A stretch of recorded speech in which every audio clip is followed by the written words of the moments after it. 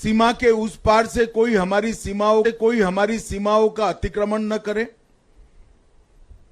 अवैध स्मगलिंग पर नजर रखना, घुसपैठ पर नजर रखना और अहरनिश इनकी सीमा पार की गतिविधियों को हमारे सुरक्षा के दृष्टिकोण से नजर में रखकर हमारी तैयारियों को भी पैनी करना।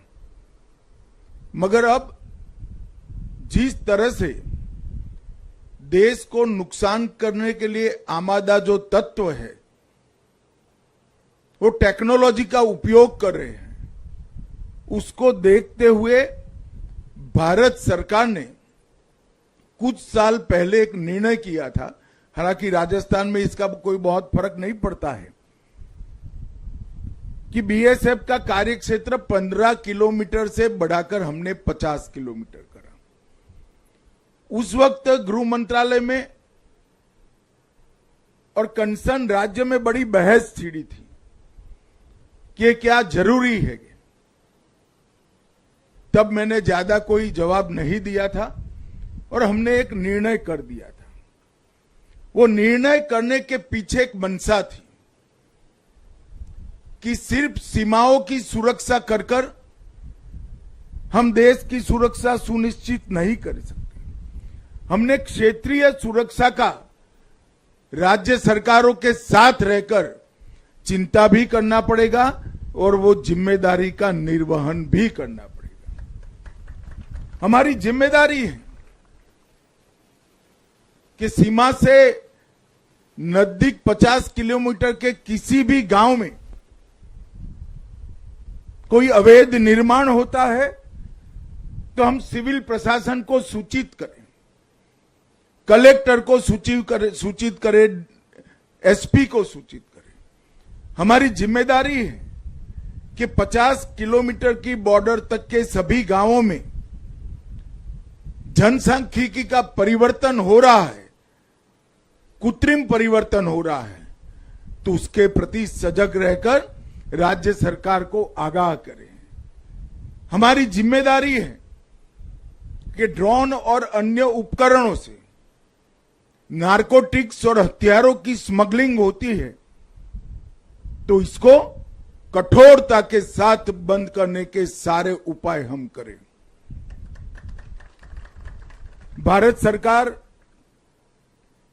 ड्रोन रोधी संयंत्र लगाने की शुरुआत अगले 6 माह में ही कर लेगी, परंतु ड्रोन उतरता तो भारत की भूमि में है। कौन रिसीव करता है, कौन इसके अंदर के मटेरियल को देश विरोधी कार्यों के लिए उपयोग करता है, इस पर हमारी पैनी नजर होनी चाहिए। और इसके लिए, इसके न्यूट्रलाइजेशन के लिए सिविल अथॉरिटी और डिस्ट्रिक्ट पुलिस से हमारा जीवंत संपर्क होना चाहिए और परिणाम लक्षी कार्यवाही भी हमने करनी पड़ेगी। सीमांत गांवों का विकास नरेंद्र मोदी जी ने जो योजना बनाई है इसके तहत हो रहा है, वाइब्रेंट विलेज प्रोग्राम के तहत। इसमें बीएसएफ ने लीड लेनी चाहिए और राज्य सरकार और भारत सरकार दोनों की जन कल्याण की योजनाओं का सीमांत गांवों में 100% सैचुरेशन आए, इसके लिए भी हमने काम करना है। यहां की प्राइमरी स्कूलें, सेकेंडरी स्कूलें और हायर सेकेंडरी तक हम लोगों का बच्चों से, किशोरों से और युवाओं से संवाद होना चाहिए। सीमांत गांव में रखने वाली सभी जागरूकता से हमारी आने वाली पीढ़ियों को हमें जागरूक करना पड़ेगा।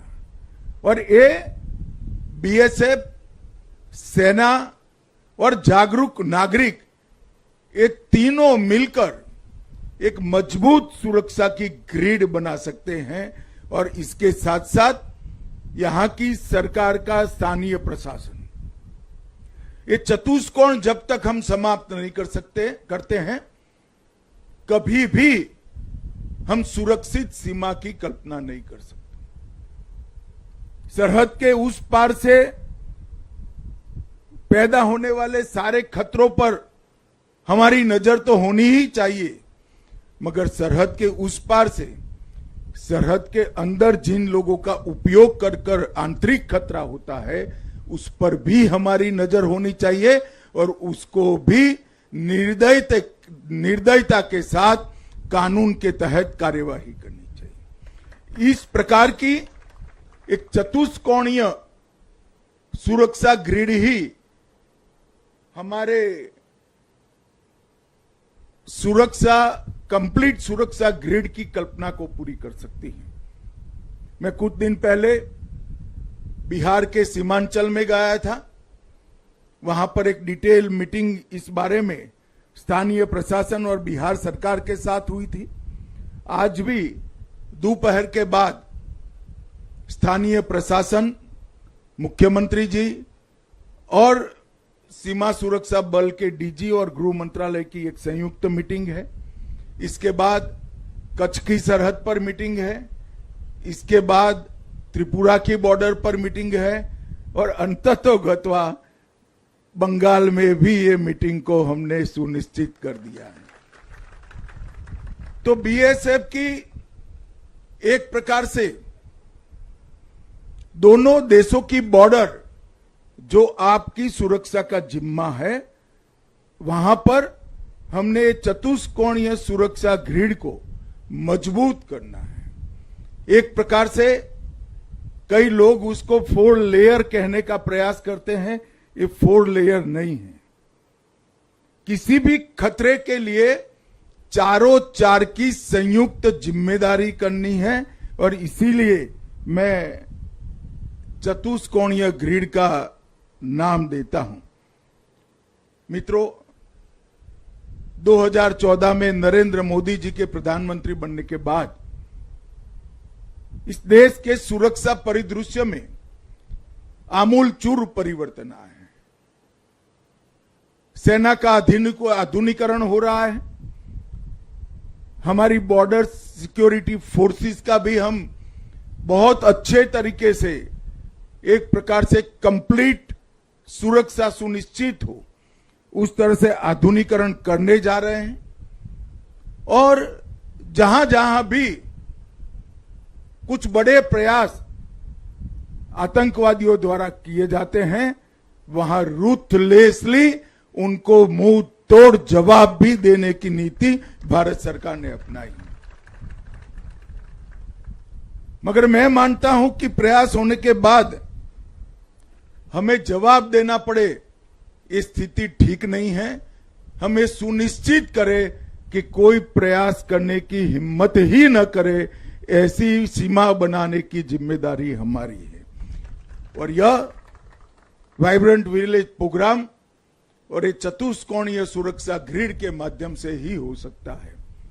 मित्रों, आज इस ऐतिहासिक चौकी पर सुबह 7 बजे से जहां गर्मी शुरू हो जाती है, दूर दूर तक रेगिस्तान दिखाई पड़ता है, वहां अपने घर से दूर अपने जीवन का सुवर्ण काल आप भारत माता को समर्पित कर रहे हैं। हम सबके हृदय में आपके लिए मान, सम्मान और गौरव की भी लागणी है। वो इसलिए है कि आज सीमा के अंदर सिविलियन, हमारे देश के नागरिक चैन की नींद इसलिए सो पा रहे हैं कि सीमा पर मेरे सीमा प्रहरी अहर्निश दिन रात ये ड्यूटी निभा रहे हैं। मैं पूरे देश की ओर से सिंबॉलिक तरीके से सांचू चौकी के जवानों के माध्यम से सारे बीएसएफ के सीमा प्रहरियों को बहुत बहुत संवेदना के साथ प्रणाम करना चाहता हूं कि आपका ये पराक्रम, आपकी देशभक्ति, आपकी साहस और आपकी वीरता ये देश को सुरक्षित बनाए हुए है। आपकी सुविधा के लिए भारत सरकार कोई कमी नहीं छोड़ेगी और विश्व की अच्छे से अच्छी टेक्नोलॉजी भी अगले 1 साल में आपको उपलब्ध कराई जा रहेगी। मगर इस सब के साथ भी आपका समर्पण का मूल्य कम नहीं होगा, ये सुनिश्चित है। फिर से एक बार अनंत अनंत शुभकामनाएं देकर मेरी बात समाप्त करता हूं। वंदे मातरम।